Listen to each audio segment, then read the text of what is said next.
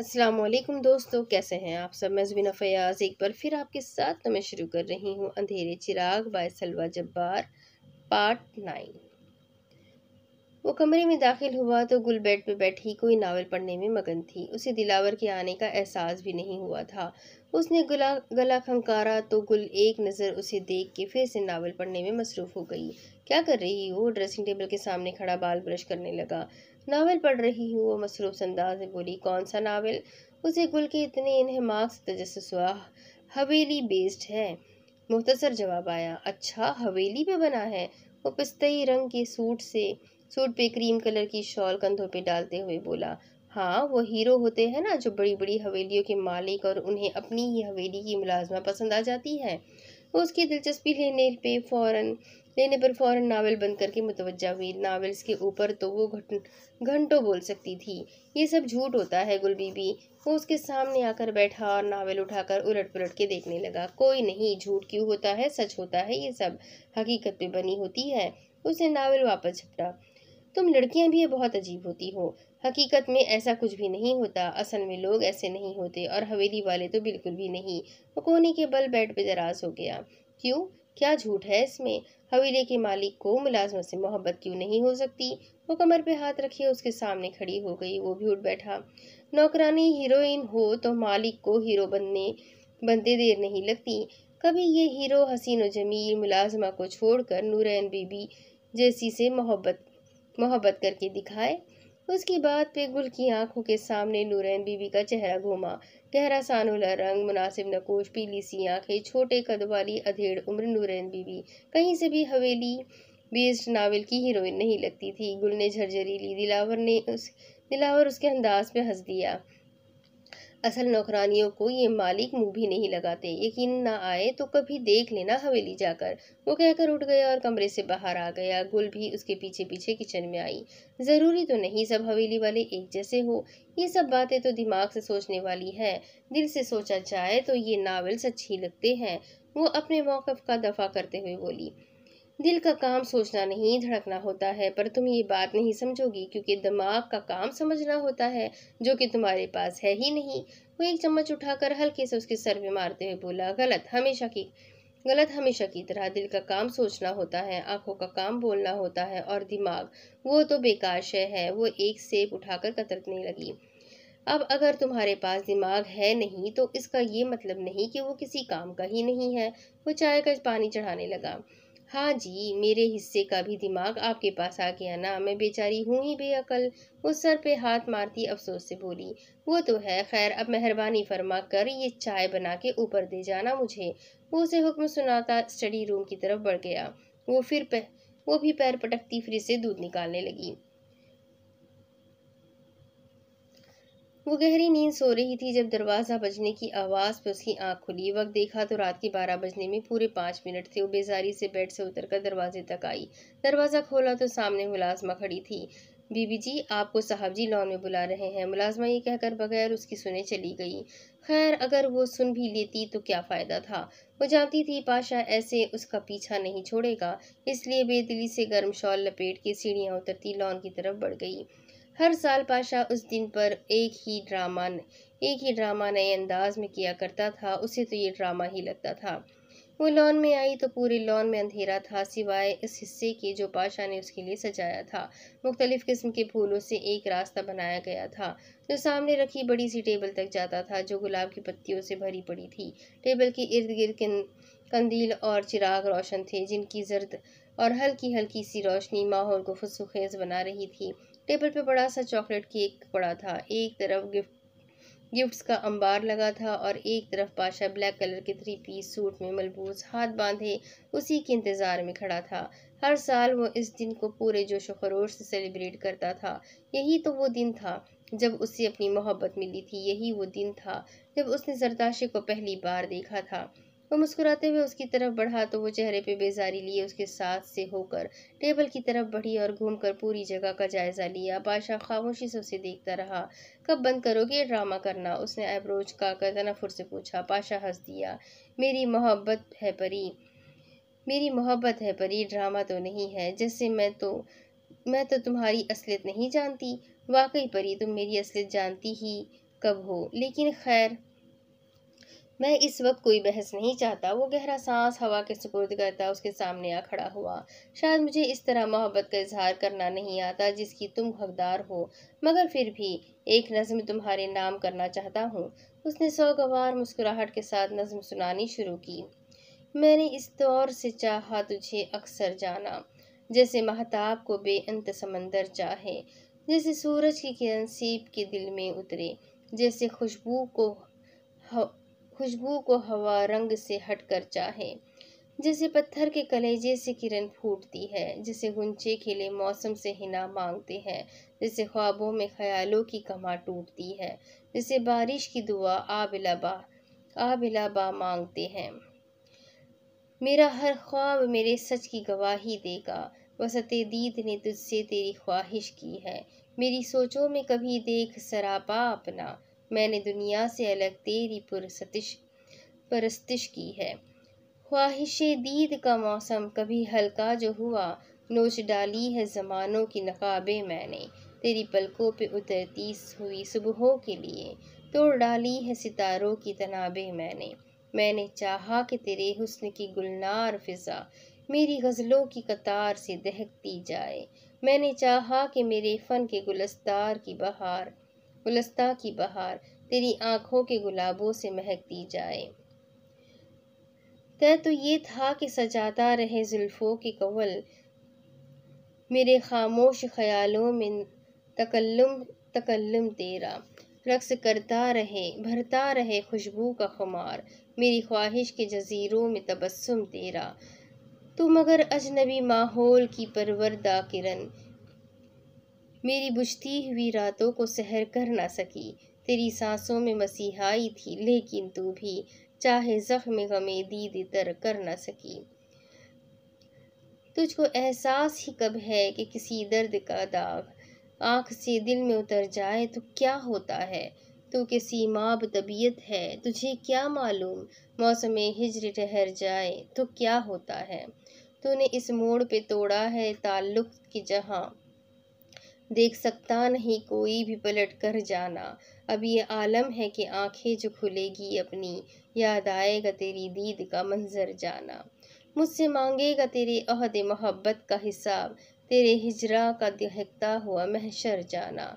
यूं मेरे दिल के बराबर तेरा गम आया है, जैसे शीशे के मुकाबिल कोई पत्थर जाना, जैसे महताब को बेअंत समंदर चाहे, मैंने इस दूर से चाहा तुझे अक्सर जाना।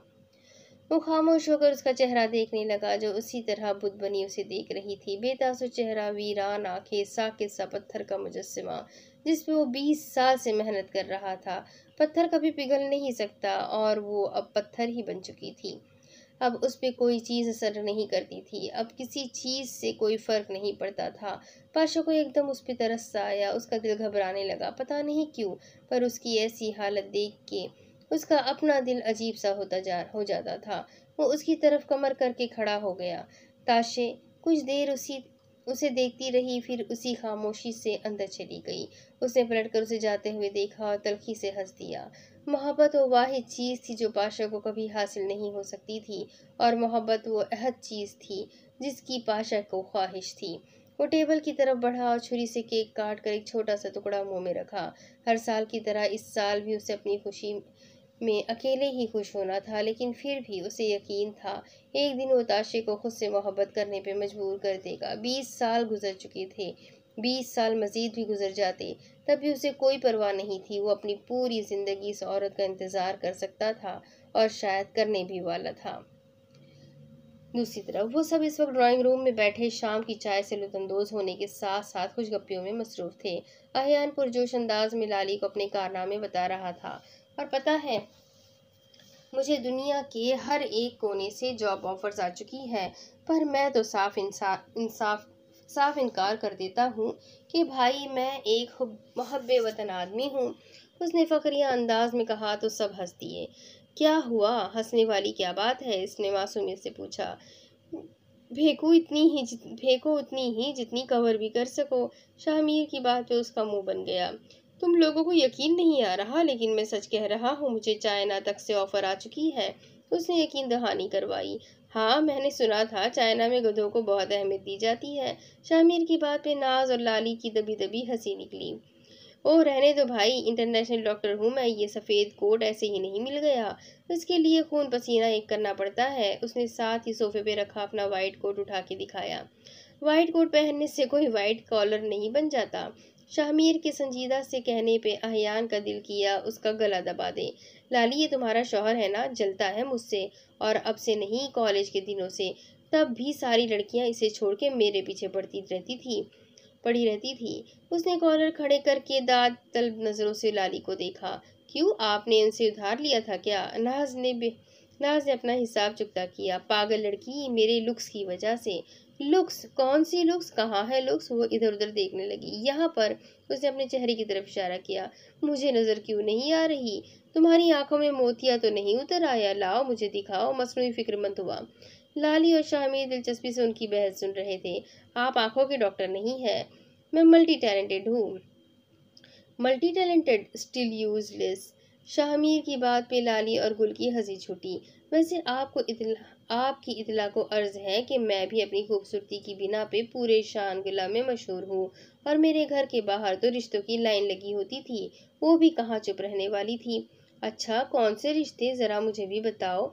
बहुत बड़े बड़े लोगों के, है ना लाली? उसने लाली को बीच में घसीटा।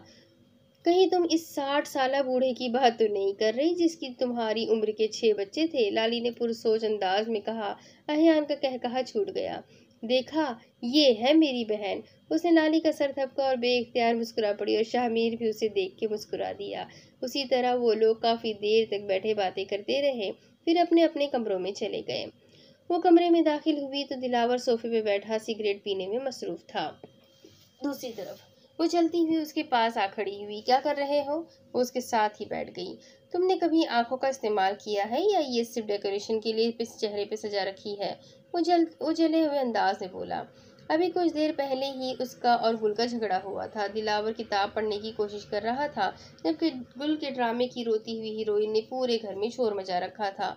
उसके 1000 कहने के बावजूद भी उसने टीवी बंद ना किया तो दिलावर ने किताब ही बंद कर दी। इतनी हसीन आंखें हैं, मैं क्यों इस्तेमाल करके थकाऊं इन्हें? उसने दांतों की भरपूर नुमाइश की। कभी जबान को भी आराम दे दिया करो, वो भी थक जाती होगी चल चल कर। आप थकते हैं मुझे ताने दे दे के। वैसे फूफू तो मेरी कोई थी नहीं, लेकिन ये महरूमी भी पूरी कर दी आपने। पता नहीं आप इतने लड़ाका क्यों है? वो लड़ाका अंदाज में बोली। मैं लड़ाका हूँ?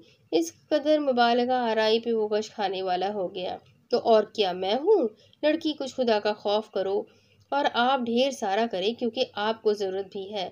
वो बाल झटक कर नागवारी से उसके सिगरेट को देखने लगी। उसे बहुत शौक था उसका शौहर नावल के हीरोज की तरह सिगरेट पिए, लेकिन अब दिलावर को ये काम करते देख उसे सिगरेट से चिढ़ हो गई थी। आप सिगरेट क्यों पीते हैं? क्योंकि मुझे सुलगती चीजें पसंद है। वो सिगरेट का धुआं उसके मुंह पे छोड़ते हुए बोला। गुल ने खांसते हुए उसे पीछे ढकेला। हाँ, जैसे लोगों के दिल सुलगाते हैं। उसकी बड़बड़ाहट दिलावर ने बखूबी सुन ली थी। मैंने सुन लिया जो तुमने कहा। कार सुनने के बाद मान भी लेते मेरी बातें। वो तंज करने से बाज ना आई। तुम्हारी बातें मानने वाली नहीं होती। उसने बालों में हाथ फेरते हुए सिगरेट का कश लिया। आपने कभी गौर भी किया है मेरी बातों पे? गौर करने वाली भी नहीं होती। वो रोज की तरह आज भी उसे चिढ़ाने के मूड में था। तो फिर ऐसे जले कटे जवाब भी क्यों देते हैं? मेरी बातें जो जो जवाब देने वाली भी नहीं होती। वो चिढ़ गई थी। ठीक है, अब से नहीं दूंगा। उसने कंधे उचकाए। वो दोनों काफी देर खामोश बैठे रहे। फिर कुछ याद आने पे गुल बोली, खाना।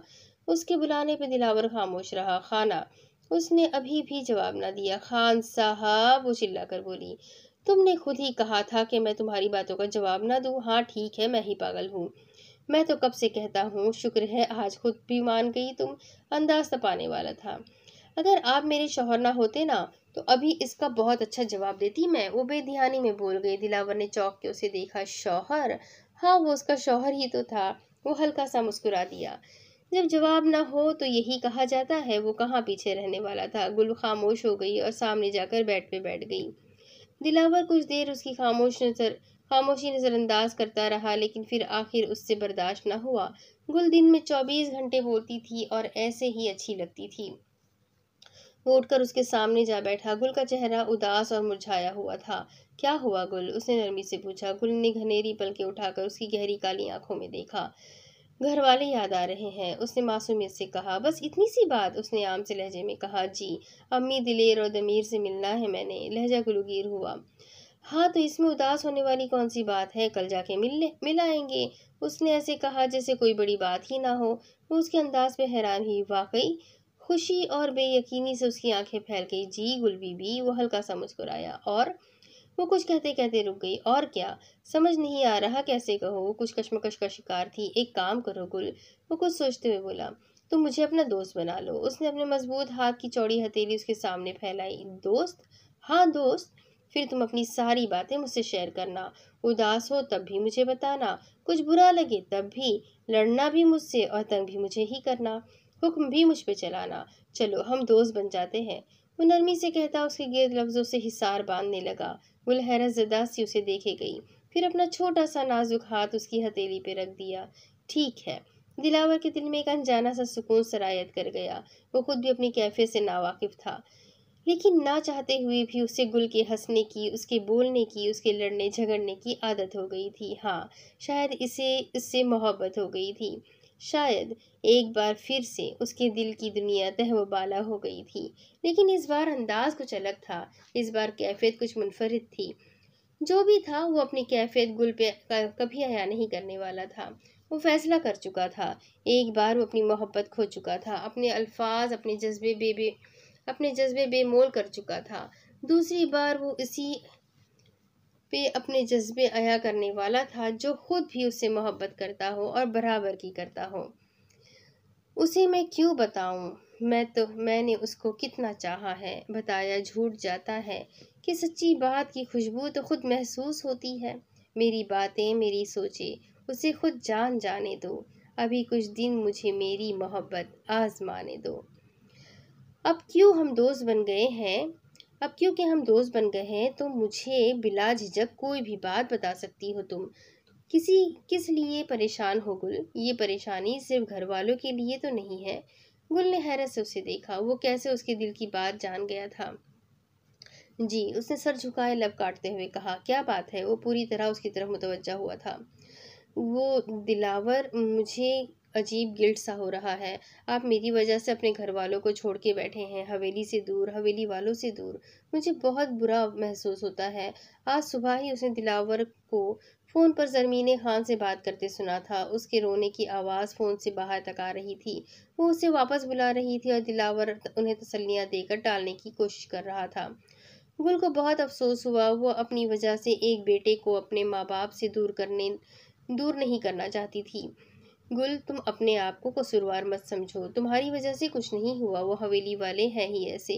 उन्हें अपनी औलादों से ज़्यादा अपने रिवाजों से प्यार है। मुंह से निकली बात पूरी होनी चाहिए। औलाद जाए भाड़ में। मैंने फैसला कर लिया है। अब मैं उस हवेली में तभी जाऊंगा जब वो मेरे साथ साथ तुम्हें, नाजनीन को और शाहमीर भाई को भी कबूल करेंगे। उसने मजबूत लहजे में कहा। वो फैसला कर चुका था और अब पीछे हटने वाला नहीं था। मैं और नाजनीन तो ठीक है, पर ये शामिर कौन है? शामिर बड़े भाई हैं उनके। उसने दिल में सोचा। आप मेरी वजह से अपना रिश्ता खराब कर रहे हैं। उसके दिल में अभी भी एक खलश सी थी। मैं एक रिश्ता बचाने के लिए दूसरे को खराब नहीं कर सकता। उसने गोया बात ही खत्म कर दी थी। गुल्फ भी खामोश हो गई। वो उठने लगा तो वो फिर बोली, एक और भी बात है। उसने लजाजत से कहा। जी फरमाइए। उसने गहरा सांस लिया। वो मैंने लाहौर भी जाना है। अंदाज फैसला कुन था। अब अगर वो उसकी मान ही रहा था तो पूरी मानता क्यों? लाली से मिलना है। उसकी बात में दिलावर के गले में गिल्टी उभर कर मासूम हुई। वो तो भूल ही गया था कि गुल लाली की बहन है। जाने की उसे लाली भूल गई थी और गुल याद रह गई थी। अब उसकी याद कराने पे उसका दिल अजीब सा हुआ। अच्छा मिल लेना तुम, वो कहकर जाने लगा। तुम क्या मतलब? आप नहीं मिलेंगे? तुम मिलवाओगी तो मिल लूंगा। सौगवार मुस्कुराहट ने लबों का अहाता किया। कोई बात नहीं गुल बीबी, आपकी खातिर ये अजियत भी सह लेंगे। ठीक है। और हाँ, वहां पर मैंने सैर भी करनी है। उसका बस नहीं चल रहा था। आज ही सारी बातें मनवा ले और फिर मैं तुम्हें वहीं दाता दरबार पर छोड़ आऊंगा। वैसे अच्छी खासी कमाई हो जाएगी वहां। वो होठ दांतों में दबाकर हंसी रोकते हुए बोला। तो मैं भी आपको दरियाए रावी में फेंक दूंगी। बाल झटक कर बेनियाजी से कहा गया। बस कर दे गुल बीवी, आपसे कौन बहस करे। वो उसके आगे हाथ जोड़ गया था। हाँ, दिलावर अली खान के अलावा कौन करे, वो खिलखिला के हंस दी। ताज्जुब है तेरे आने से पहले मुझे पहली मोहब्बत हो चुकी थी। वो शामिर को ढूंढते हुए लॉन की पिछली तरफ आई तो वो कुछ आदमियों के साथ खड़ा बात कर रहा था। इर्द गिर्द मुख्तलिफ किस्म के करंट्स कर्टन्स पड़े हुए थे जो वो लोग जल्दी जल्दी उठाकर ले जा रहे थे। लाली उन लोगों को देखकर सुकून की ओट में हो गई, लेकिन सामने ही उसे एक कर्टन खुला हुआ नजर आया जिसके अंदर उसे अजीब किस्म की बोतलें नजर आई। उसे कुछ देर लगी ये समझने में कि वो शराब की बोतलें थी। शामिर उन लोगों को कुछ हिदायत करता उसकी तरफ आया और उसका हाथ पकड़े लिविंग रूम में आ गया। क्या हुआ? उसका जर्द रंग और परेशान चेहरा देखकर फिक्रमंद हुआ। शामिर आप? वो कुछ कहते कहते रुक गई। मैं? उसने सवाली अंदाज में कहा। वो जानता था वो उन बोतलों को देख चुकी है। आप शराब पीते हैं? वो बेयकीनी सी बेयकीनी थी। इसमें कोई बुराई है? उसने ऐसे पूछा जैसे वो ये बहुत नेकी का काम हो, और वो सोफे पे जाकर बैठ गया। ये खुद एक बुराई नहीं बल्कि बहुत बड़ा गुनाह है। उसने फटी फटी आंखों से उसे देखते हुए कहा। छोटा सा गुनाह है, क्या फर्क पड़ता है? उसने लापरवाही से कहा। क्या पता ये छोटा सा गुनाह ही आपकी मगफरत में रुकावट डाल दे। मगफरत वैसे भी नहीं होनी, इस बेचारी का उसमें कोई हाथ नहीं होगा। वो संजीदगी से बोला। ये बहुत बुरी शय है। उसने जैसे आखिरी कोशिश की। मैं भी बहुत बुरी शय हूँ, वो हल्का सा मुस्कुराया। आज के बाद आप उस गलीज चीज को हाथ नहीं लगाएंगे, उसने गोया वार्निंग दी। हाथ लगाए बगैर पी सकता हूँ? मासूमियत से पूछा गया। नहीं, बिल्कुल भी नहीं। अल्लाह ताला अल्लाह शदीद नाराज़ होगा, नमाज भी कबूल नहीं होगी। नमाज पढ़ूंगा तो कबूल होगी ना, और अल्लाह मुझसे पहले ही बहुत नाराज़ है। उसने अजीब से अंदाज में कहा। एक कर्ब सा था उसके लहजे में, एक अजियत थी इन शहद रंग आंखों में। आप अपने बारे में ऐसा क्यों कह रहे हैं? उसे हैरत हुई। क्योंकि मैं ऐसा ही हूँ। उसने गहरा सांस लिया, सोफे पे नीम दराज हो गया। आप ऐसे नहीं हैं, उसने पूरी यकीन लहजे में कहा। शामिर उसके यकीन पे अशश कर उठा। आपको ऐसा इसलिए लगता है क्योंकि आप खुद बहुत अच्छी है। आपको क्या पता अच्छे बुरे का? उसने ऐसे कहा जैसे शाहमीर कोई छोटा बच्चा हो। वो उसके अंदाज पे हंस दिया। आपको ज्यादा पता है? आपसे तो ज्यादा ही पता है। चले, आप कहती है तो मान लेता हूँ। खैर, मैं शराब नहीं पीता। मेरे एक दोस्त ने कुछ वक्त के लिए अपना कुछ सामान मेरे पास रखवाया था। उसने बताना जरूरी समझा, और ये सच भी था। उसने खुद कभी जिंदगी में शराब को हाथ भी नहीं लगाया था। आपने ऐसे दोस्त रखे ही क्यों है जो ऐसा सामान आपके पास रखवाए? उसने डांटने वाले अंदाज में कहा। मुझे नहीं पता था वो ये सब रखवा रहा है, सॉरी। वो उसके अंदाज से महफूज हो रहा था। इट्स ओके, लेकिन आइंदा से ख्याल रखिएगा, मेरे घर में ये सब नहीं चलेगा। उसने हुक्म अंदाज पे उसने सर उसके हुक्म अंदाज पे उसने सर को खम दिया। जो हुक्म। बात सुने खान साहब। वो एक हाथ में फ़ोन पकड़े उस पे कोई वीडियो देखती, एक हाथ में टेल कोम पकड़ के उसके सामने आ बैठी। दिलावर बेड पे बैठा अखबार पढ़ रहा था जब उसके बुलाने पे मुतवज्जा हुई। जी? वही शाइस्ता नरम लहजा। आप मेरा एक हेयर स्टाइल बना सकते हैं? उसने मिन्नत करने वाले अंदाज में कहा। क्यों? उसने खैरे से पूछा। रोज तो वो अपने बाल खुद ही बनाती थी। वो मैंने यूट्यूब पे एक हेयर स्टाइल देखा है, लेकिन मैं खुद से नहीं बना सकती ना। मैंने काफ़ी बार कोशिश की, आप ट्राई करके देखे। वैसे भी आपको सारे घरेलू काम आते हैं। उसने अपनी तरफ से तारीफ की जिस पे वो तब गया।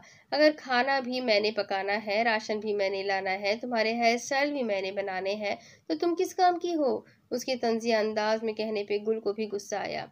काम करने के लिए ना काम वालियां होती है, घर वालियां नहीं। वो कमर पे हाथ रखे उसके सामने खड़ी हो गई। घर वालियां सिर्फ शौहर के नाक में दम करने के लिए होती है? नहीं, वो घर संवारने के लिए होती है। उसने समझदारी से कहा। अच्छा, तो फिर शौहर बाल संवारने के लिए होते हैं? उसने एक आईब्रो उचकाई। हाँ। उसने बाल झटक कर ब्रश उसकी तरफ बढ़ाया। मुझे नहीं आता। वो कहने के साथ उसके हाथ से ब्रश भी पकड़ चुका था। नहीं आता तो सीखना पड़ेगा, अंदाज हुक्मिया था। कटवा दो इस घोंसले को। क्या करना है इन बालों का? उसने गुल के घने और सिल्की बालों को घोंसले से तशबीह दी। आपको मेरे बालों से क्या मसला है? वो चीख कर बोली। मुझे तो तुमसे ही मसला है, वो मुस्कुराहट छुपाकर बोला। इतना ही मसला है तो उठाकर फेंक दे मुझे बाहर सड़क पे। नहीं, कूड़े को सड़क पे नहीं फेंकना चाहिए। वो हंसी दांतों में दबाए संजीदगी से बोला। खान साहब, उसके रूहान से अंदाज पे वो फौरन संजीदा हुआ। अच्छा अच्छा, सॉरी, लाओ दिखाओ ये वीडियो। उसने उसे अपने सामने बिठाया। 2 मिनट की वीडियो 15 बार देखने के बाद उसे काफ़ी हद तक हेयर स्टाइल समझ आ गया। ये इतना मुश्किल भी नहीं था। अच्छा, आप सीधी होके बैठो, वो उसे कंधों से पकड़ के सीधा करते हुए बोला। उसने महारत के साथ उसके बालों में टेल कोम फेरनी शुरू की। आप बना लेंगे ना? हाँ हाँ, फिक्र ही ना करो, ये तो मेरे बाएं हाथ का खेल है। लेकिन कुछ ही देर बाद उसे अंदाज़ा हो गया कि ये उसके दोनों हाथों का खेल भी नहीं है। उसके बाल बुरी तरह उलझा चुका था वो, और अब वो वाकई चिड़िया का घोंसला लग रहे थे। खान साहब, क्या कर रहे हैं आप? जोर से बाल खींचे जाने पे वो चीख उठी। कुछ नहीं, वो जहन में अल्फाज को तरतीब देने लगा। एक बात तो वो जानता था कि गुल को अपने बालों से बहुत प्यार था। पता नहीं अब वो उसका क्या हश्र करती। गुल, उसने डरते डरते पुकारा। हाँ जी, कहते हैं। डर के बावजूद वो टोकना नहीं भूला था। ओहो, ये तुम्हारे बाल कुछ अजीब से हो गए हैं। क्या मतलब? उसने शीशे के सामने जाकर देखा तो बेहोश होने के करीब हो गई। ये आपने क्या किया? उसने फटी फटी आंखों से शर्मिंदा से दिलावर को देखा। मैंने जानबूझ के कुछ नहीं किया, कसम से। उसने यकीन दिलाना चाहा, लेकिन वो उसकी बात सुने बगैर खतरनाक तेवर लिए उसकी तरफ बढ़ी। वो उसे अपनी तरफ आता देख झटके से खड़ा हुआ और एक ही जुस्त में कमरे से बाहर निकलकर दरवाजा बाहर से लॉक कर दिया। दिलावर, दरवाजा खोले, मैं कहती हूँ दरवाजा खोले। वो दरवाजा पीटते हुए गुस्से से आग बगोला हो रही थी, लेकिन वो उसकी बातें अनसुनी करता किचन की तरफ बढ़ गया। आज बिरयानी बनाकर वो अपनी गलती का मदावा करने वाला था। दूसरी तरफ, जरताशे, मेरी मोहब्बत पे एक बार एतबार कर लो, मुझ पे एतबार कर लो। आज फिर वो उसके सामने खड़ा था, एक नई उम्मीद लेकर, एक नई आस लेकर। पता नहीं ये शख्स इतना मुस्तकिल मिजाज कैसे था। पता नहीं उसमें इतनी हिम्मत कहाँ से आती थी कि रोज़ ठुकराया जाता था और रोज़ से अपनी मोहब्बत का यकीन दिलाने दोबारा आ जाता था। क्या वो तंग नहीं आता था उसकी बेएतनाई, उसकी बेरुखी बर्दाश्त कर कर के? 20 साल कम तो नहीं होते किसी के सब्र का इम्तिहान लेने के लिए। अगर वो ढीठ था तो इंतहा का ढीठ था, अगर वो ज़िद्दी था तो कमाल का ज़िद्दी। लेकिन ज़िद्दी तो वो भी थी, और उससे कहीं गुना ज़्यादा। ताशे, मैं जानता हूँ जो मैंने कर किया वो गलत किया, लेकिन मैं ज़रा भी नादिम नहीं हूँ, क्योंकि मैंने जो किया मोहब्बत के पीछे किया, और मोहब्बत तो हमेशा सही होती है ना, चाहे गलत शख्स से ही क्यों ना हो। वो एक बार फिर रोज़ाना की दोहराए जाने वाली बातें बोल रहा था। जरताशी इस वक्त ड्राइंग रूम के सोफे पे बैठी उसे नज़रअंदाज करती कोई रसाला पढ़ने में मसरूफ़ थी, पर वो भी उसके ऐन सामने खड़ा अपनी ही बोले जा रहा था। मैं जानता हूँ तुम मुझे सुन रही हो। वो उसे पूरी तरह नज़रअंदाज कर रही थी। पाशा को लगा जैसे वो एक दीवार से बात कर रहा हो। परी, ताशे, जरताशे। उसके बार बार बुलाने पे भी उसका कोई रद्द-ए-अमल नहीं आया। आखिर तुम सुन क्यों नहीं रही हो? उसने रसाला उसके हाथ से खींच के टेबल पे पटका। क्या बोलूँ? हाँ, क्या बुलवाना चाहते हो तुम मुझसे? तुम क्या हो पाशा? तुम क्या चीज़ हो? क्यों हो तुम इतने ढीठ, इतने बेगैरत, इतने घटिया, इतने जलील? वो अपनी पूरी ताकत से चीखती सर हाथों में गिराकर बैठ गई। पाशा उसके ऐन सामने घुटनों के बल बैठ गया। चीखो और ऊंचा चीखो, ये हक मैं तुमसे नहीं छीनूंगा। उसने एक झटके से सर उठाया और सुर्ख होती आंखों से उसे देखा। तुम तो चीख सकती हो, पर मैं तो इस तरह से चीख भी नहीं सकता। पता है, मेरा भी दिल करता है कि चीख चीख के लोगों को अपनी कहानी बताऊं, ताकि सब जान सके कि सब औरतें ही नहीं, मर्द भी शिद्दत से मोहब्बत करते हैं। और सिर्फ मर्द ही नहीं, औरतें भी बेवफा होती है। वो तल्ख मुस्कुराहट लबों पे सजाए खड़ा हो गया और सोफे पे पड़ी बाउलर हैट उठा के सर पे रखी। पता है इंसान खुद को सबसे ज्यादा बेबस कब महसूस करता है? वो बेहद मध्यम आवाज में बोली, जैसे खुद से सरगोशी कर रही हो, पर पाशा उसकी आवाज बखूबी सुन रहा था। तब, जब उसकी मर्जी के बगैर उससे कोई काम करवाया जा रहा हो, सिर्फ इसलिए कि वो कमजोर है, अपने लिए कुछ कर नहीं सकता। कितना बुरा महसूस करता होगा ना वो इंसान जो अपने लिए कुछ नहीं कर सकता। चीख सकता है, फरियाद कर सकता है, पर सुनने वाला कोई नहीं। तुम भी तो यही कर रहे हो मेरे साथ, मुझे जबरदस्ती मोहब्बत करने पे मजबूर कर रहे हो। और पता है क्या, मुझे तुमसे मोहब्बत की बजाय नफरत हो गई है, और दिन ब दिन इस नफरत में इजाफा होता जा रहा है। वो अजियत से कहती आंखें बंद करके सर सोफे की पुश्त पे लगा गई। पाशा खामोशी से कमरे और फिर घर से ही बाहर निकल गया। दूसरी तरफ, खान साहब किधर है? वो ड्राइंग रूम में बैठा था जब किचन से गुल चीखती हुई बाहर आई। क्या हुआ? उसके चीखने पे वो परेशान हुआ। ये देखिए, मुझे इतना गहरा कट लग गया है। हाय अल्लाह, इतना खून ज़ाय हो गया, मुझे तो चक्कर आ रहे हैं। उसने अपना हाथ आगे करके दिखाया। उंगली पे हल्का सा कट लगा था जिससे थोड़ा सा खून भी निकल आया था। कुछ नहीं हुआ गुल, हल्का सा कट है, ठीक भी हो गया। देखो, तुमने तो डरा ही दिया मुझे। वो उसका हाथ देखकर फिर से सोफे पे बैठ गया था। क्या क्या कहा आपने? उसने मुंह खोले हैरत से उसे देखा, जैसे उसने कोई अनहोनी बात कर दी हो। क्या वो इतना ही पुरसुकून था? ये हल्का सा कट नहीं है दिलावर अली खान साहब, खून निकला है मेरे हाथ से, उसने निढाल से अंदाज में कहा।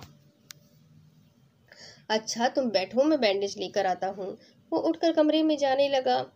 जब उसकी आवाज पे रुका, सिर्फ बैंडेज? उसने बुरा सा मुंह बनाया। नहीं, खून की बोतल भी लाता हूँ। आपको ये मजाक लग रहा है? मतलब जरा सा भी अफसोस नहीं हुआ आपको? उसने अफसरदगी से पूछा। सिर्फ उंगली पे ही कट लगा है या दिमाग पे भी चोट आई है? उसने एक आईब्रो उचकाकर पूछा। यानी आप कुछ नहीं करेंगे? क्या करूं मैं गुल? खुद को कट लगाते लगाते और क्या? उसकी बड़बड़ाहट सुनकर वो हकीकतन उसके लिए परेशान हुआ। गुल सच सच बताओ, कहीं वाकई तो सर पे चोट नहीं लग गई? ओए खाना, वो चिढ़ गई। तो फिर तुम क्या उल्टा सीधा बोल रही हो? वो ठहर कर उसे देखने लगा। वो फिल्मों और नॉवेल्स में हीरो ऐसा ही तो करते हैं, उसने बुरा सा मुंह बनाकर कहा। क्या? कैसा? वो अभी भी नहीं समझा। ओहो, हीरोइन को कट लगी तो वो खुद को भी लगा लेते हैं। उसे उसकी कमअक्ली पे अफसोस हुआ और उसकी बात पे उसका कहकहा लगा के हंस दिया। यानी हीरोइन को कट लगी तो वो खुद को कट लगाएगी? वो उसकी खुफगी से देखने पे संजीदा होते हुए बोला। हाँ जी हाँ, लेकिन ऐसा क्यों? उसने दिलचस्पी से पूछा। क्योंकि वो हीरोइन से मोहब्बत करते हैं, उसने सादगी से कहा। मोहब्बत है तो मतलब खुद को तकलीफ पहुंचाओ। महबूब को तकलीफ पहुंचे तो आपको भी पहुंचना लाजमी है। उसने संगीन अंदाज में किसी नावल का डायलॉग मारा। महबूब के जख्मों पे मरहम रखना लाजमी होता है गुल, ना कि इधर महबूब अपने जख्मों को रो रहा हो और आप उसे छोड़ के अपना छिछोरापन शुरू कर दो। उसने अफसोस से दाएं बाएं सर हिलाते हुए कहा। आप क्या जाने, छिछोरेपन नहीं मोहब्बत होती है, उसने सर झटक कर कहा। हाँ भाई, मैं क्या जानूं, आफ्टर ऑल मैं आपके छिछोरे हीरोज जैसा नहीं हूँ। जी जी जानती हूँ मैं आपको अच्छी तरह। अच्छा अब इधर आकर बैंडेज करवा लो, कहीं ज्यादा खून जाया ना हो जाए। वो शरारत से कहकर उसे देखने लगा जो उसकी बात पे तब गई थी। मैं आपसे बात ही नहीं कर रही, मर भी गई ना तब भी यही कहिएगा कि फिर क्या हुआ, सिर्फ मरी ही तो हो। मैं तुम्हारे छिछोरे हीरोज की तरह रोने वाला नहीं। वो उसकी नकल उतारते हुए बोली। वो उसके अंदाज पे बेइख्तियार हंस दिया। नहीं यार, रोना तो पड़ेगा। आखिर को दुनिया दुनिया दिखावा भी कोई चीज होती है। लेकिन आपस की बात है, मैं खुश बड़ा होऊंगा, आखिर मेरे सर से बला टल जाएगी। वो उसे मजीद चिढ़ाने के लिए बोला। आप उसे गुस्से से समझ ही नहीं आया कि क्या कहे। मैं वो उसी के अंदाज में बोला। मैं नाराज हूँ। जब और कुछ न सूझा तो वो नाराज हो गई। क्या तुम मुझसे मनाने की उम्मीद रखती हो? वो उसके सामने आकर खड़ा हो गया। मैं ये घर छोड़ के चली जाऊंगी, वो धमकी आमेज लहजे में बोली। लौट कर मेरे पास ही आना पड़ेगा। वो उसके साथ से होकर गुजरने लगी थी जब उसकी आवाज पे रुक गई। क्यों? उसे उम्मीद थी वो अब कोई हीरो वाला डायलॉग बोलेगा, जैसे तुम्हारी सारी राहें मुझ तक आती है वगैरह वगैरह, क्योंकि मुफ्त में तुम्हें कोई नहीं रखेगा। वो मजे से कहता धड़ाम से सोफे पे बैठ गया। अल्लाह तो रख लेगा ना, खुदकुशी कर लूंगी मैं।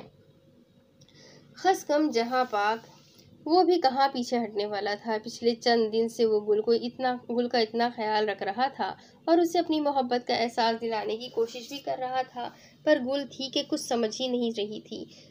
या शायद उसके सामने बन रही थी, तभी वो उससे छोटा सा बदला ले रहा था। दिलावर साहब, शायद आप भूल रहे हैं, मैं एक और जगह भी जा सकती हूँ, उसने अजीब से लहजे में कहा। एधी एधी होम? नहीं तलहा के। खामोश हो जाओ गुल, आगे एक लफ्ज मत बोलना। तुम्हें शर्म नहीं आती गैर मर्द का नाम अपने शौहर के सामने इस तरह लेते हुए? वो उसकी बात बीच में काटते हुए करखत लहजे में जरा ऊंची आवाज में बोला। तलहा का नाम इतने वक्त बाद उसके मुंह से सुनकर उसे गोया आग ही लग गई थी। गुल ने जैसे उसका दिल ही तोड़ दिया था। वो उसके चीखने पे उसे डबडबाई नजरों से देखती कमरे में बंद हो गई। उसे आदत ही कहाँ थी दिलावर के सख्त या लहजे या ऊंची आवाज की। उसकी आंखों में जमा आंसू देखकर दिलावर को खुद पे ही गुस्सा आया। ख्वामख्वाह उसे रुला दिया। अब अगर वो उसकी कैफियत नहीं जान पा रही थी जान पा रही तो इसमें उसका क्या कसूर था। वैसे भी वो तो तलहा से मोहब्बत करती थी और ये बात तो वो हमेशा से जानता था। ये निकाह तो महज मजबूरी के तहत हुआ था। वो लंबे लंबे डग भरता घर से बाहर निकल गया। उसकी आंख खुली तो उसने कमरे की खामोशी में गूंजती टकटक करती घड़ी को देखा, जो रात के 11 बजा रही थी। शाम को दिलावर से लड़ाई होने के बाद वो कमरे में आकर रोते रोते ही सो गई थी। पता नहीं क्यों दिलावर के जरा से सख्त लहजे पे उसका दिल इतना दुख गया था। उसे अंदाजा ही नहीं था कि वो दिलावर का दिल भी दुखा चुकी थी। दिलावर की तवज्जो और नर्म रवैये की उसे आदत हो गई थी। आज बेइख्तियार ही उसके मुंह से तलहा का नाम निकल गया, वरना वो तो कब की उसे भूल भी चुकी थी। वो यही सब बातें सोचती, बालों को जूड़े में मकीद करती बाथरूम में बंद हो गई। थोड़ी देर बाद वो गीले बाल तौलिए में लपेटे बाहर आई और शीशे के सामने खड़े होकर बाल ड्राई करने लगी। खामखा इतना डांट दिया मुझे, अब अगर माफ़ी भी मांगेंगे तब भी माफ़ नहीं करूंगी। वो खुद से बड़बड़ाती बालों में ब्रश करने लगी जब दरवाज़ा बजने की आवाज़ पे झटकी। कौन? उसने अंदर से ही पूछा। वो जानती थी बाहर कौन है। एक बार फिर से दरवाज़ा बजाया गया तो झटके से खड़ी होकर दरवाजे की तरफ बढ़ी और दरवाज़ा खोलकर बाहर निकली। अब ये कहाँ चले गए? दिलावर को वहां ना पाकर वो सीढ़ियां उतरती नीचे आई। जब ड्राइंग रूम का मंजर देखकर वो साकित हो गई। ड्राइंग रूम की लाइट्स ऑफ थी, सिर्फ पर्दों से छन कर आती चांदनी कमरे में नीम अंधेरे का बास थी। पूरे फर्श पर गुब्बारे बिखरे हुए थे। एक तरफ बैनर पर बड़ा सा हैप्पी बर्थडे लिखा हुआ था। ड्राइंग रूम के वसत में पड़ी लकड़ी की टेबल पे केक पड़ा था और उस पर सॉरी लिखा हुआ था। केक के इर्द गिर्द मोमबत्तियां रोशन थी। किचन से दिलावर हाथ में प्लेटें पकड़े बाहर आया और प्लेटें टेबल पे रख कर उसकी तरफ बढ़ा, जो हैरान परेशान सी खड़ी एक एक चीज को देख रही थी। गुल, शाम को मैंने जो कुछ भी किया उसके लिए मैं बहुत शर्मिंदा हूँ। पता नहीं कैसे, बस मुझे तुम्हारे तलहा का नाम लेने पर गुस्सा आ गया था। वो शर्मिंदा से लहजे में कहता उसके सामने खड़ा था। गुल ने एक नज़र उसे देखकर रुख मोड़ लिया। आप अभी तक तलहा वाली बात को लेकर बैठे हुए हैं। मैंने तो बस ऐसे ही मजाक में कह दिया था। आपने मुझे इतना डांट दिया। क्या आपको मुझ पे किसी किस्म का शक है या कोई बात है तो अभी मुझे बता दें। दिलावर ने गहरा सांस लिया। चंद घंटों में उसे इतने खदशात ने घेर लिया था जिनका वो सोच भी नहीं सकता था। गुल, मेरा दिल तुम्हारी तरफ से बिल्कुल साफ है। गलती हर इंसान से होती है। इंसान में मर्द और औरत दोनों आते हैं। मैं उन मर्दों में से नहीं हूँ जो अपने माजी को सच्ची मोहब्बत का नाम देकर खुद को पाक दामन समझते हैं। लेकिन जब औरत जरा सा भटक जाए तो उसको सारी जिंदगी के लिए मुजरिम बनाकर उस पर जिंदगी तंग कर देते हैं। वो नरमी से समझाने वाले अंदाज में बोला। और कभी गुस्से में कुछ कह दिया करूँ तो 2 थप्पड़ लगा दिया करो। मेरी तरफ से पूरी इजाज़त है। वैसे तो अपनी बीवी को उसके माजी का ताना देना ही मेरे लिए किसी थप्पड़ से कम नहीं है। पहली बार शरारत और आखिरी फिर संजीदगी से की। वो अभी तक मुंह बनाए खड़ी थी। माजरत, उसने कान पकड़कर मिन्नत वाले लहजे में कहा तो वो उसे देख के मुस्कुरा दी। जाए, कबूल की आपकी माजरत, उसने एहसान करने वाले अंदाज में कहा। बहुत शुक्रिया मैडम। वो सर को खम देता उसे लिए टेबल के साथ आ बैठा। आपको कैसे पता आज मेरी बर्थडे है? वो खुद ही उसे बता के और साथ हजारों फरमाइशें करके भूल गई थी। दिलावर ने अफसोस से सर हिलाते अपनी पागल और बातूनी बीवी को देखा। तुमने ही बताया था गुल, और साथ फरमाइशों की लंबी लिस्ट भी बना कर दी थी। ओह हाँ, याद आया। वैसे डेकोरेशन तो बड़ी अच्छी कर ली। हैरत है, इतनी मेहनत वो भी मेरे लिए। यकीन नहीं आ रहा। वाकई दिलावर ने इस सब पे बहुत मेहनत की थी और वो नजर भी आ रही थी। यकीन तो मुझे भी नहीं आ रहा। उसने बड़बड़ाते हुए एक लिफाफा उठाकर गुल की तरफ बढ़ाया। ये क्या है? उसने खाकी लिफाफे को उलट पलट कर देखा। खुद देख लो। उसने लिफाफा खोला तो अंदर से एक कागज निकला जिसपे लाल रंग का आई एम सॉरी लिखा था। अच्छा, अब इतना भी सॉरी करने की जरूरत नहीं है, कर तो दिया है माफ। वो बेनियाजी से कहती केक की तरफ मुतवज्जा हुई। ना शुक्री लड़की, अपने खून से लिखा है मैंने। हीरो तो सिर्फ कट लगाते हैं खुद को। मैंने पूरा सॉरी ही अपने खून से लिख दिया। उसकी बात पे गुल ने झटके से उससे और फिर कागज को उठाकर दोबारा देखा। तुम मजाक कर रहा है खाना ए ना खान तुम मजाक कर रहा है ना खान साहब? उसने हंसते हुए कहा और फिर दिलावर हुनूर संजीदा था। गुल ने फटी फटी आंखों से उसे देखा। फिर अचानक ही उसकी आंखों में नमी उतरी। दिलावर, आपको क्या जरूरत थी ऐसा करने की? मैं तो मजाक कर रही थी, आपने सच में? वो उसकी बात को सच समझकर रोने की तैयारी पकड़ने लगी। दिलावर ने अपनी हंसी छुपाने की बहुत कोशिश की, पर उससे मजीद कंट्रोल ना हुआ तो कहा लगा के हंस दिया। गुल नासमझी से उसे देखने लगी। वो दरअसल क्या हुआ? ये मैंने पोस्टर कलर से लिखा है, वो कहकर फिर से हंसने लगा, जबकि गुल का मुंह बन गया। हद होती है वैसे, मैंने अब फिर नाराज हो जाना है। उसे दोबारा नाराज होते देखकर दिलावर की हंसी को फौरन ब्रेक लगी। अच्छा यार, मजाक कर रहा था, चलो अब केक काट लो जल्दी से, फिर तुम्हें तुम्हारा गिफ्ट भी तो देना है। दिलावर की बात में वो नाराजगी भूल के केक काटने लगी। केक खाने के बाद उसने दिलावर के सामने हाथ फैलाया। गिफ्ट? सबर लड़की सबर। उसने अपना लैपटॉप बैग खोला और फिर उसमें से एक किताब निकालकर उसकी तरफ बढ़ाई। गुल ने हैरत से उस किताब को देखा, जिसमें खानों की रेसिपीज लिखी हुई थी। उसने किताब टेबल में पटक के हंसी छुपाई। दिलावर को घूर के देखा। मतलब हद होती है, वो अब वाकई चिढ़ गई थी। अच्छा अच्छा, सॉरी, ये लो। वो उठकर जाने लगी जब दिलावर ने उसे जबरदस्ती पकड़ के बिठाया और फिर टेबल के नीचे से एक ब्लैक वेलवेट का बॉक्स निकाला। उसने बुक्स उसने बॉक्स खोला तो वो उसमें बेहद खूबसूरत डायमंड का सेट था। गुल खामोशी से मुंह खोले उसे देखती रही। खान साहब, उसने बेयकीनी से उसे देखा। जी, ये मेरे लिए है? उसे यकीन ही नहीं आ रहा था। जी बिल्कुल, पसंद आया। ये सेट उसने बहुत पहले गुलाले के लिए लिया था, लेकिन अब इस पे सिर्फ गुल का हक था। ये नापसंद आने वाली चीज है? वो वाकई बहुत खूबसूरत सेट था। दिलावर कुछ देर खुशी से दमकते उसके चेहरे को देखता रहा, फिर उसके हाथ से बुक्स लेकर बंद करते हुए टेबल पर रखा और उसकी तरफ मुतवज्जा हुआ। गुल, मैं अपने खून से खत तो नहीं लिख सकता, अलबत्ता एक वादा जरूर करूंगा कि अपने खून के आखिरी कतरे तक तुम्हारा ख्याल रखूंगा। मैं तुमसे कोई बड़े बड़े दावे नहीं करना चाहता जिन पे बाद में पूरा ही ना उतर सकूं। मैं कोई बहुत अमीर कबीर तो रहा नहीं जो तुम्हारे लिए महल खड़े कर सकूं। हाँ, अलबत्ता ये छोटा सा पुरसुकून सा घर दे सकता हूँ जिसकी मलिका सिर्फ तुम होगी। तुम्हें अपने हिस्से की भी हर खुशी दे सकता हूँ। तुम्हारे लिए दिन रात मेहनत करके अपनी हैसियत के मुताबिक चीजें ला सकता हूँ। तुम्हें अपना ये दिल दे सकता हूँ जो सिर्फ तुम्हारी मिल्कियत होगा। चांद तारे नहीं तोड़ सकता, लेकिन चांद की तरह अपने माथे पे सजा सकता हूँ। जमीनें जायदादें तुम्हारे नाम नहीं कर सकता, लेकिन अपनी पूरी जिंदगी तुम्हारे नाम कर सकता हूँ। कमरे की गहरी खामोशी में गूंजती उसकी नर्म आवाज अजब फिसू में कायम कर रही थी और वो उसके लफ्जों के हिसार में बनती बंधी चली जा रही थी। मैं तुम्हारे नावेज और फिल्मों वाला शहजादा तो नहीं बन सकता, लेकिन वादा करता हूँ कि हमेशा तुम्हें शहजादियों की तरह रखूंगा। उसकी बात पे गुल ने होते होठों पे जबान फेरी। वो उसकी बातें सुनकर बेहद कंफ्यूज हो गई थी और समझ नहीं पा रही थी कि क्या जवाब दे। यही तो वो चाहती थी, दिलावर को खुद से मोहब्बत ही तो करवाना चाहती थी वो। लेकिन आज जब वो इजहार करने जा रहा था तो उसकी कैफियत अजीब सी हो रही थी। उसे अपनी खुशकिस्मती पे रश्क और साथ साथ अपनी तमाम तर बेवकूफ़ियों पे रोना भी आया। गुल, उसके आहिस्तगी से पुकारने पे गुल ने उसे देखा। मुझे तुमसे मोहब्बत सी हो गई है। अजीब कशमकश थी उसके लहजे में। तासुरात ऐसे थे जैसे वो खुद भी अपनी कैफियत से नावाकिफ हो, बिल्कुल गुल की तरह।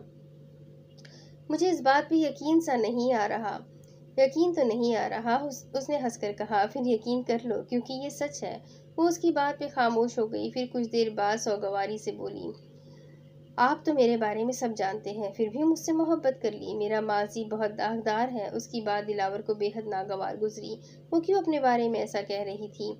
मियाँ बीवी एक दूसरे का लिबास होते हैं गुल। लिबास अगर दागदार हो तो उसे धोया जाता है, फेंका नहीं जाता। दिलावर की बात पे वो कंग रह गई। अजीब शख्स था, अजीब ही बातें करता था। वो उसे समझने की कोशिश में खुद को भूलती जा रही थी। वो इस शख्स को और उसकी बातों को खुद पे तारी करती जा रही थी। तो क्या आपको मेरी ये मोहब्बत कबूल है? उसने हिचकिचाते हुए पूछा, जाने वो क्या जवाब देती। 1000 बार कबूल है खान साहब, वो खुलकर मुस्कुराते हुए बोली। दिलावर भी मुस्कुरा दिया। चलो फिर अब खाना पकाना सीख लेना, ओके? घूम फिर के उसकी सुई फिर खाने पर अटक गई। गुल का अच्छा खासा मूड खराब हो गया। तुम भी अजीब आदमी हो खाना। वो उठकर किचन में खाना डालने चली गई, जो यकीनन दिलावर ने बनाया था। दूसरी तरफ वो कमरे में दाखिल हुआ तो गुल का फोन बज रहा था। वो फोन को इग्नोर करता अलमारी से अपने कपड़े निकालने लगा, पर फोन करने वाला भी निहायत ही फारिग था, जैसे शायद और कोई काम नहीं था। गुल, तुम्हारा फोन बज रहा है। तीसरी कॉल पे दिलावर ने गुल को आवाज दी, जो यकीनन लॉन में होने की वजह से नहीं सुन पाई थी। दिलावर गहरा सांस लेता फ़ोन की तरफ बढ़ा और बगैर देखे फ़ोन उठा लिया। हेलो, उसकी हेलो पर दूसरी तरफ खामोशी छा गई। हेलो दूसरी दफ़ा कहने पे भी कोई जवाब ना आया तो उसने कान से हटाकर फ़ोन की स्क्रीन को देखा। स्क्रीन पे लाली लिखा नज़र आया। दिलावर कुछ देर खामोशी से स्क्रीन को घूरता रहा, फिर कॉल काटने लगा जब दूसरी तरफ से उसकी आवाज़ उभरी। दिलावर। लहजा आम सा था लेकिन उसे बहुत अजीब लग रहा था। वो कश्मकश में था कि जवाब दे या नहीं। फिर आखिर उसने जवाब दे ही दिया। गुलालई। वो ऐसे बोला जैसे उसे पहचानने की कोशिश कर रहा हो। गुलालई। उसने हंकारा भरा। वो इस वक्त लॉन में बैठी खुले आसमान को देख रही थी। कैसी है? दिलावर ने ऐसे पूछा जैसे इन दोनों के बीच कुछ हुआ ही ना हो और वो दोनों बहुत अच्छे दोस्त हो। उसका अंदाज आज भी वैसा ही था, नरम आवाज, शीरी लहजा, बिल्कुल वैसा ही जैसा पहले था। लेकिन वक्त अब पहले जैसा नहीं था। खुश हूँ, उसने खुश पे जोर देते हुए कहा जैसे कुछ जताना चाहती हो। अल्लाह आपकी खुशी को दायमी रखे। वो हल्का सा मुस्कुराया। आपसे बर्दाश्त हो जाएगी मेरी खुशी, उसने तंजिया अंदाज में कहा, लेकिन फिर अपनी बात का एहसास होने पे फौरन शर्मिंदा सी हुई। अब उसे दिलावर से किसी शिकवे शिकायत का कोई हक नहीं था। आप मेरी बीवी की बहन है, मैं क्यों आपका नुकसान चाहूँगा? उसके तहमिल से कहने पर वो मजीद शर्मिंदा हुई। शौहर कैसे हैं आपके? बहुत अच्छे, अब की उसने भी मुस्कुरा के कहा। शाहमीर का चेहरा फौरन ही उसकी नज़रों के सामने घूमा। बीवी कैसी है आपकी? लाली ने भी वही सवाल किया। कुछ ज़्यादा ही अच्छी। दिलावर के सामने भी गुल का चेहरा लहराया। वो दोनों ही हंस दिए। उसका बहुत ख्याल रखिएगा, वो बहुत हसास है, लगती नहीं है पर है। वो उसके लिए फिक्रमंद हुई जो भी था, लेकिन उसे अभी तक दिलावर पर पूरी तरह एतबार नहीं आया था। पता नहीं वो उसकी बहन को कैसे रखता था। उसे अपना ख्याल रखवाना आता है गुलालई, आप बेफिक्र रहे। वो हल्का सा मुस्कुराया। दोनों के दरमियान फिर से खामोशी छा गई। गुलालई। उसकी संजीदा आवाज़ पर ठिठकी। जी। माजी में जो कुछ भी हुआ, जैसे भी हुआ, हमें वो सब भूल जाना चाहिए। हम अच्छे दोस्त थे, लेकिन अब हम दोस्त नहीं है। वो उसकी बात काटते हुए फौरन बोली। सही कहा, अब हम कुछ भी नहीं है तो एक काम करते हैं, वही रहते हैं जो हम हैं। एक काम करते हैं, हम फिर से अजनबी बन जाते हैं, बिल्कुल वैसे ही जैसे पहले थे, बिल्कुल वैसे ही जैसे हमेशा रहने वाले थे। उसकी बात पे लाली कुछ पुरसुकून सी हुई। उसे अपना आप हल्का फुल्का सा महसूस हुआ। ठीक है, वो खुद भी यही चाहती थी। लेकिन एक बात हमेशा याद रखिएगा, अगर ज़िंदगी में कभी भी किसी भी मोड़ पे मेरी या गुल की ज़रूरत पड़ी तो हम हमेशा आपको अपने लिए खड़े मिलेंगे। बड़े ही खूबसूरत अंदाज में उसने गोया बात ही खत्म कर दी थी। आप हमें अपना मायका भी समझ सकती है? उसके शरारत से कहने पे वो हंस पड़ी। पता नहीं क्यों, पर उसकी आंखें नम हो गई थी। वजह वो खुद भी नहीं समझ पाई थी। ज़रूर, जल्द ही आऊँगी अपने मायके अपनी बहन से मिलने, उसने खुशदिली से कहा। जी ज़रूर, चले फिर, उसने बात खत्म करने वाले अंदाज में कहा। ठीक है। उसे समझ ना आई क्या कहे। कुछ देर दोनों तरफ खामोशी छाई रही, फिर आखिर गुलालई ने फ़ोन काट दिया। वो भी फ़ोन को वापस उसकी जगह पे रख के गहरा सांस लेता अलमारी की तरफ बढ़ गया। बाज़ दफ़ा गलतफ़हमियों को दूर नहीं करना चाहिए। जैसे कुछ राज राज रहने चाहिए, वैसे ही कुछ गलतफ़हमियाँ भी गलतफ़हमियाँ ही रहनी चाहिए, जैसे इन दोनों के बीच थी। बाज़ दफ़ा चीज़ों को उनके हाल पे छोड़ देना चाहिए, हालात से नज़रें चुरा लेनी चाहिए, या ये कह लें कि अजनबी बन जाना चाहिए। चलो एक बार फिर से अजनबी बन जाए हम दोनों।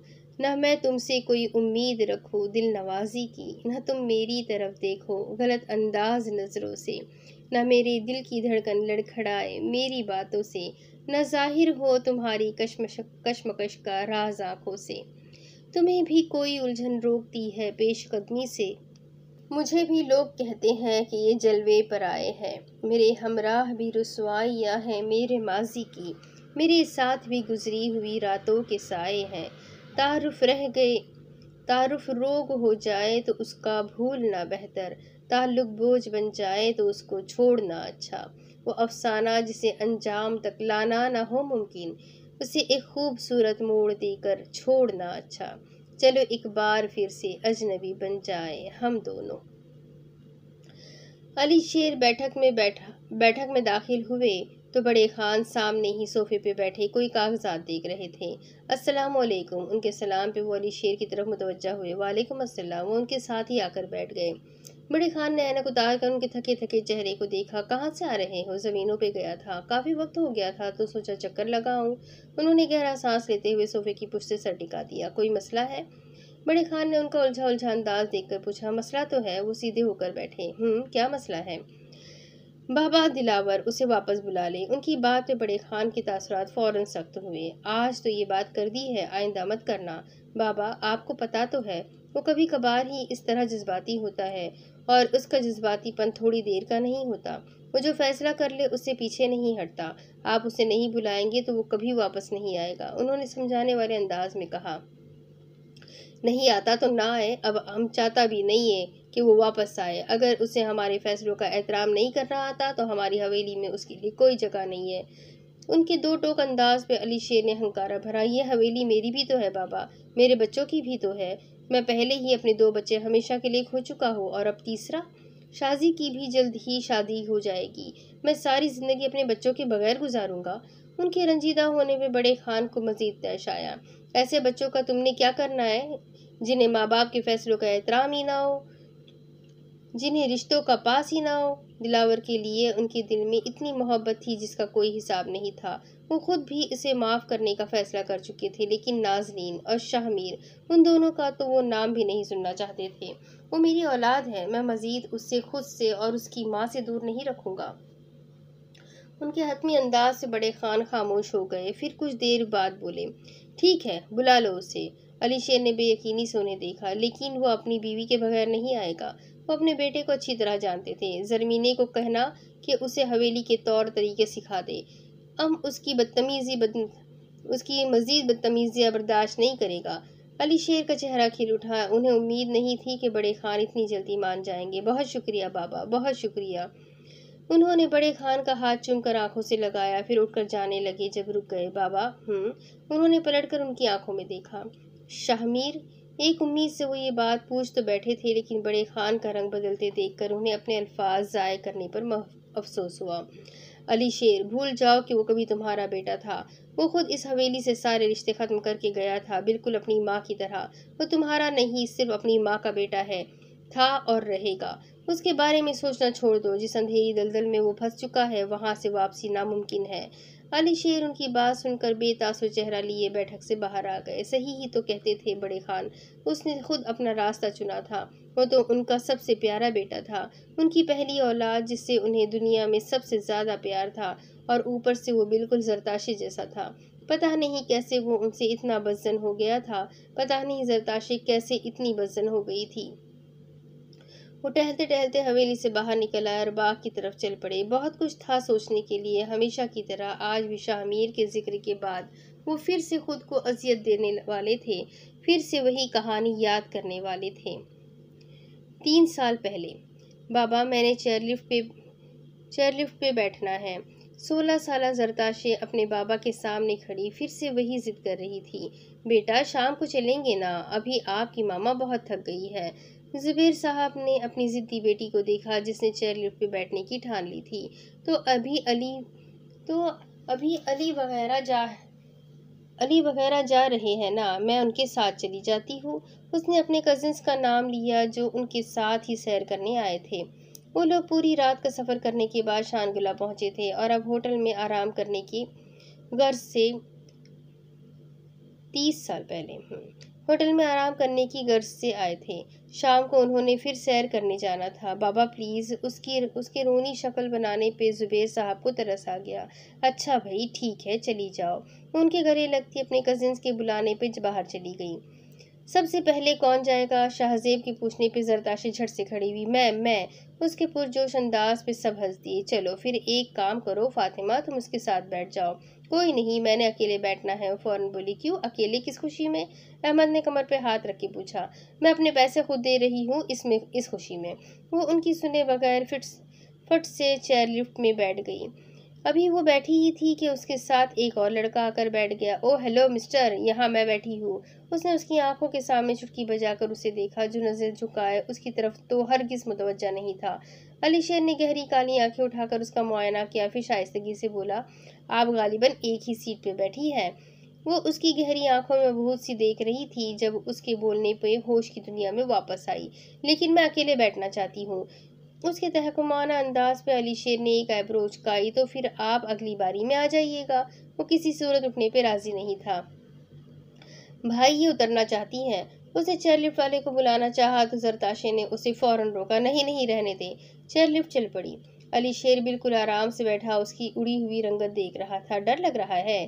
पहाड़ों को काट कर गुजरती झुके धुए दरख्तों के पत्तों से टकराती चेयरलिफ्ट जब आधे रास्ते में रुककर तेज हवा से झूलने लगी तो उसकी तरफ झुककर हमदर्दी से बोला, नहीं तो मैं क्यों डरने लगी भला। उसने बाल झटक कर बहादुरी का मुजाहरा करना चाहा, लेकिन अगले ही पल चेयरलिफ्ट के एक झटके से चलने पर वो चीख मारती उछल के अली शेर के बाजू पे अपने नाखून गाड़ चुकी थी। आह जंगली लड़की, ये क्या तरीका था। वो कर्रा उठा। ओह सॉरी, वो झटके से पीछे हुई। वैसे आपका तारुफ। उसने मुस्कुराती नजर से उसका जायजा लिया जो ब्लू जीन्स पे वाइट टॉप और उस पे ब्लू कलर का लॉन्ग कोट पहने, बालों की ऊंची पोनी टेल बनाए शानगुला की पहाड़ियों पे उतरी कोई परी मालूम हो रही थी, लेकिन ये परी खासी मॉडर्न थी। अली शेर को तो उसे देख के यही ख्याल आया था, मॉडर्न परी। वो जेरे लब बदबदा के हंस दिया। मेरा नाम जरताशे ज़ुबैर है। मैं लाहौर में रहती हूँ और यहाँ अपने कजिन्स के साथ सैर करने आई हूँ। अभी भी मैट्रिक किया है और अब कॉलेज जाने का इंतज़ार है। मेरी उम्र 16 साल है और मेरे बाबा बहुत बड़े बिजनेसमैन हैं। वो एक ही सांस में अपना लंबा चौड़ा तारुफ करा गई थी और उसके अंदाज पे वो हंस दिया। ये परी मॉडर्न होने के साथ साथ काफ़ी चंचल भी है। और आप। उसे फौरन ही अपने साथ बैठे अजनबी की फिक्र हुई जिससे वो खामखा इतना लंबा तारुफ करा गई थी। मेरा नाम अली शेर खान है। यहीं पास में अलोज में वहाँ मेरी हवेली है, सुनहरी हवेली। बहुत मशहूर है, यहाँ पे किसी से भी पूछ लेना। मैंने एफए किया है और अब अपना कारोबार संभाला हुआ है। उम्र 20 साल है और मेरे बाबा बहुत बड़े ज़मींदार हैं। उसने भी उसी की तरह पूरा तारुफ करवा दिया। ओह, वो होठ गोल करके मुतासिर होने वाले अंदाज में बोली। फिर पूरा रास्ता उनकी बातें होती रही और चेयरलिफ्ट कब वापस आकर रुक भी गई उन्हें पता भी नहीं चला। चले फिर अली शेर, किस्मत में हुआ तो आपसे फिर मुलाकात होगी। वो अपने कजिन की तरफ जाते हुए पलटकर अपनी समंदर रंग आंखें उसकी आंखों में गाड़ कर बोली। वो चली भी गई और वो वहीं खड़ा उसकी बातों और आंखों के जेर असर खोया रहा। उसकी आंखें बहुत हसीन थी, समंदर रंग आंखों में गोया वाकई एक समंदर मौजूद था। उन आंखों से मुलाकात अधूरी रह गई थी जो कि जल्द ही पूरी होने वाली थी। दूसरी तरफ वो आलोच के करीब एक आबशार के गिर्द मौजूद बड़े बड़े पत्थरों में से एक पर बैठी कैमरे से तस्वीरें लेने में मसरूफ थी। ये कदरे सुनसान जगह थी और वो तस्वीरें लेने की गर्ज से अपने कजिन्स को कुछ दूर ढाबे पे चाय पीता छोड़ के यहाँ आ गई थी। उसे दरख्तों की तरफ सरसराहट महसूस हुई तो फौरन चौंक के देखा, वहाँ पे अली शेर खड़ा महवे से उसे देख रहा था। अरे आप यहाँ। वो उछलकर उसके सामने जा खड़ी हुई।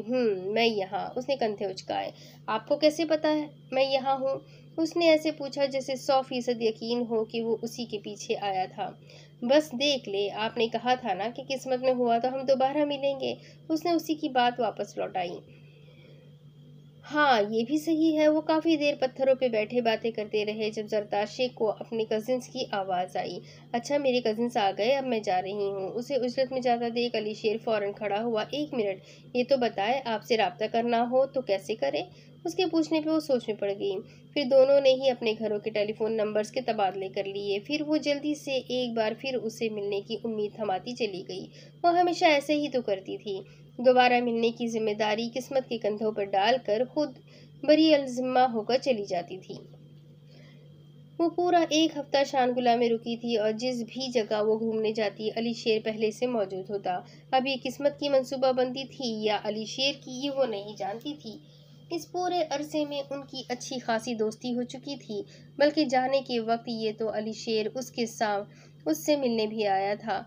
बस होटल की पार्किंग में ही उसे अलविदा कहता वो दूर जा खड़ा हुआ था और उसे वापस जाता देखता रहा। वो चली गई थी और वो वैसे ही खड़ा था, मुंतजिर, बेचैन। वो अपने आलीशान ड्राइंग रूम में सोफे पे बैठी एल्बम में अपनी शानगुला की तस्वीरें देख रही थी जब साथ ही रखी लकड़ी की टेबल पे पड़े टेलीफोन के बजने वो बदमजासी हुई। अब कौन है। उसने रिसीवर उठाकर कान से लगाया। ढूंढता फिरता हूँ शहर लाहौर में उसे, और मेरे पास उसके घर की निशानी भी नहीं है। वो फोन से उभरती नरम मुस्कुराती आवाज़ सुनकर झटके से खड़ी हुई। रिसीवर उसके हाथ से गिरते गिरते बचा। अली शेर। वो फौरन ही पहचान गई। अरे आपने पहचान लिया। उसे खुशगवार हैरत हुई। जी नहीं, वो हिचकिचाते हुए बोली। कैसी हैं आप। मैं बिल्कुल ठीक, आप कैसे हैं। मैं ठीक हूँ। मैं ठीक नहीं था, लेकिन अब बहुत ज़्यादा ठीक हूँ। वो क्यों? क्योंकि पहले मैं खुद को बहुत अकेला और उदास महसूस कर रहा था, और अब मैं आपके शहर में हूँ और आपसे बात भी कर रहा हूँ, तो बिल्कुल ठीक हूँ। वो उसकी बात पे मुस्कुरा दी। तो आप लाहौर आए हुए हैं? जी बिल्कुल। अच्छा, कहाँ पर है? उसने तजस्सुस से पूछा। गालिबन आपसे बहुत दूर, उसने अफसरदगी से कहा। तो फिर तो मुझे आपसे मिलने आना चाहिए, उसने सोचने वाले अंदाज में कहा। तो फिर तो मुझे अभी से तैयार होना शुरू कर देना चाहिए। वो उसकी बात पे हंस पड़ी। फिर काफ़ी देर तक उनकी बातें होती रही, और उसी शाम एक कैफ़े में मिलने का प्रोग्राम तय हुआ। अली शेर ख़ास तौर पर उससे मिलने आया था। आहिस्ता आहिस्ता रोज़ उनकी मुलाकातों के सिलसिले शुरू हो गए, कभी कैफ़े, कभी किसी रेस्टोरेंट, और कभी यूं ही घूमने फिरने। अली शेर तो पहली ही नज़र में उसकी मोहब्बत में गिरफ्तार हो गया था, और अब तो जरताशे को भी उससे मोहब्बत हो गई थी। अब इसके आगे की स्टोरी मैं आपको अगली किस्म सुनाती हूँ कि आगे क्या होगा। ये जानने के लिए मेरे साथ बने रहें। चैनल को ज़रूर सब्सक्राइब कर लीजिएगा, बेल आइकन को ज़रूर दबा दीजिएगा, और कमेंट करके ज़रूर मुझे बताइएगा कि आपको स्टोरी कैसी लग रही है। तो फिर मिलते हैं अगली किस्म में, तब तक के लिए अल्लाह हाफ़िज़।